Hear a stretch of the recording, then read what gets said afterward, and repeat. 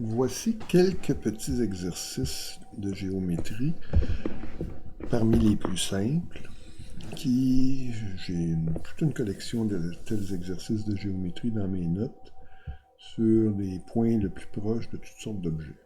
Là, on va chercher le point le plus proche d'une droite.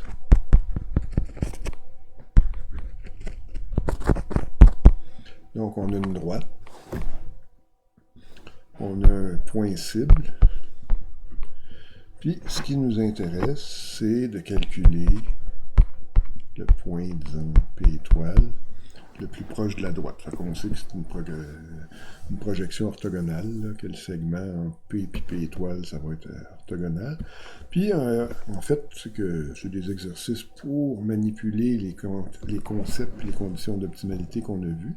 Donc, on va exprimer notre droite de toutes sortes de façons. Fait que la première façon qu'on pourrait dire d'exprimer une droite, c'est y égale à mx plus b. Fait que quand on exprime une droite sous cette forme-là, on a le b qui est, on l'appelle l'ordonnée à l'origine. Ça va être notre droite. La pente de notre droite, c'est de combien on augmente en hauteur pour se tasser de une unité en largeur. Évidemment, on a x, puis on a y. Donc, dans ce qui nous concerne, on va avoir effectivement que y, c'est une fonction de x, qui s'exprime comme m fois x plus b. Puis dans ce premier exercice-là, on va supposer que notre cible, c'est l'origine. Donc, ce qu'on veut minimiser, c'est la distance entre x, y de x. Donc, ce point-là, je vais y mettre un transposé parce que mes points, c'est des vecteurs colonnes. Donc, la distance entre x et y de x est 0, 0.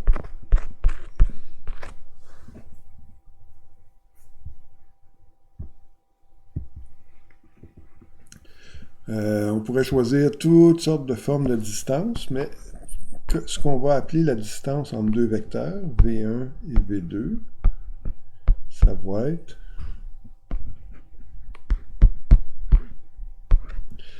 en fait, c'est habituel, c'est donné par la norme du vecteur V2 moins V1.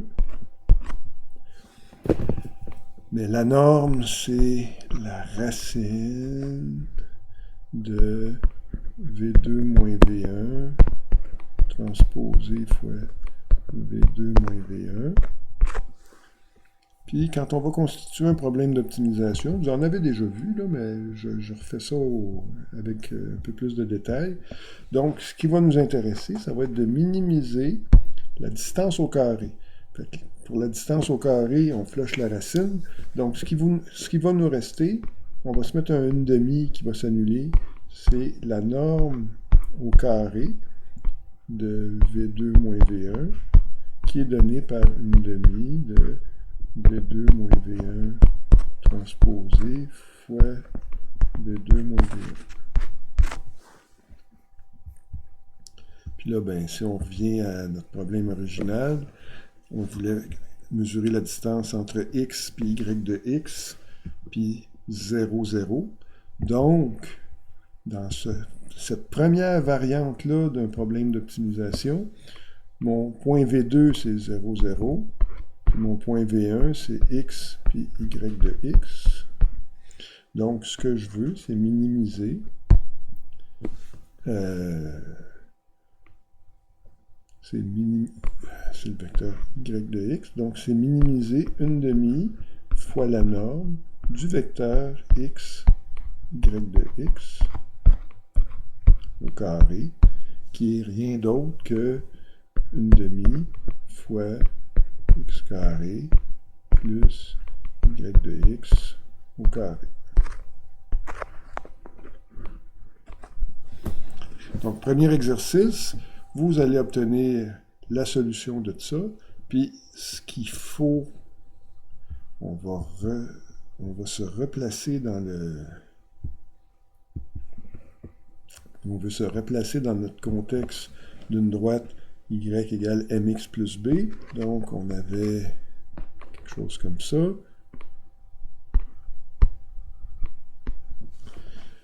Puis, notre point solution devra être orthogonal. Fait que ce qu'on devra avoir, c'est que le point solution, on va justifier que ce point-là, y étoile, y de x étoile, qui va être le point le plus proche de 0 sur notre droite, il faudra que ça soit perpendiculaire au vecteur 1 en x, m en y. C'est un premier exercice qui consiste à utiliser tout ce qu'on a vu, les conditions d'optimalité, etc., pour montrer cette propriété-là. Un deuxième exercice, ça concerne une droite d'équation ax plus by égale c. Pour une droite comme ça, on a le vecteur AB, puis on aura que la droite qu'on cherche, c'est une droite, la droite qui est définie là, c'est une droite perpendiculaire à notre vecteur. Puis si on cherche à caractériser cette chose-là, le minimum, bien là, on a une fonction de deux variables. En fait, on va être capable de se reformuler ça d'une manière un peu différente. On voit bien que notre droite, quand y vaut 0, elle passe par x égale à c sur a.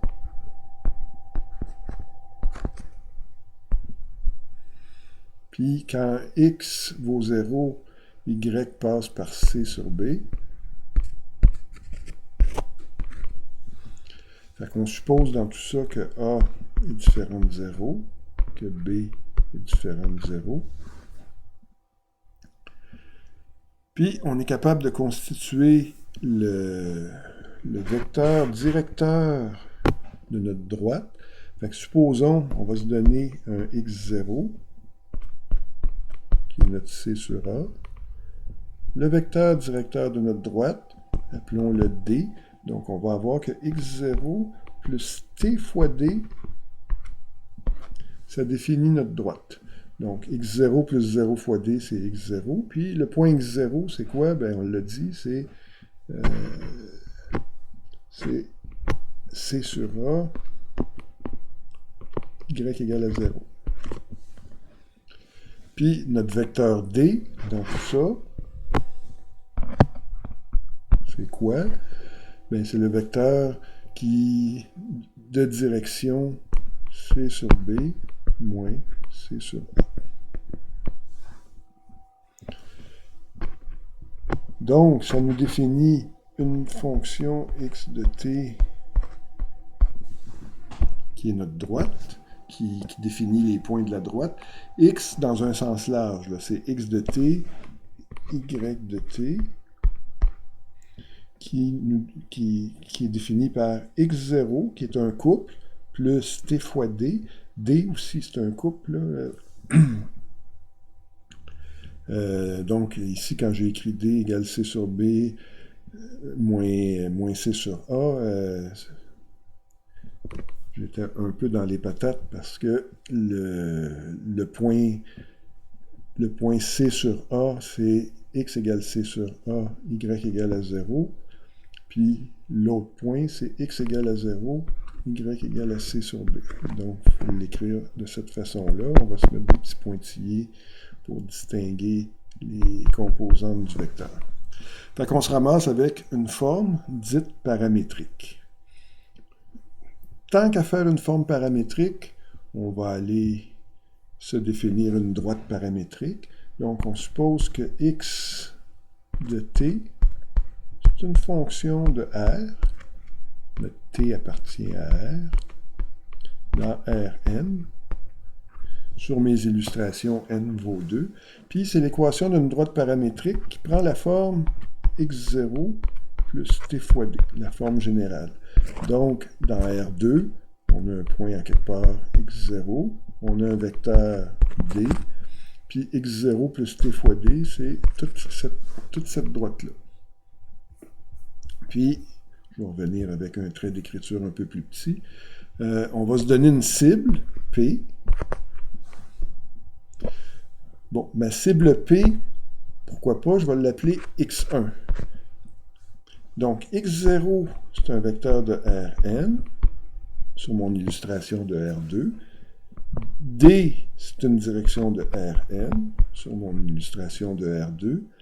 Puis P, ou x1, c'est aussi dans Rn, sur mon illustration, encore une fois, dans R2. Puis là, ben, ce qui m'intéresse, c'est de minimiser une demi de la distance au carré entre le point x1 puis x de t, donc x1 moins x de t par rapport à t.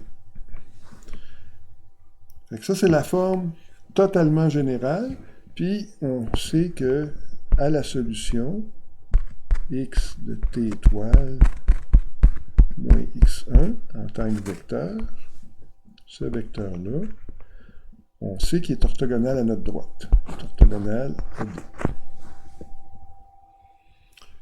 Fait que tous ces beaux problèmes-là, notre T ici est dans R1, il est dans R.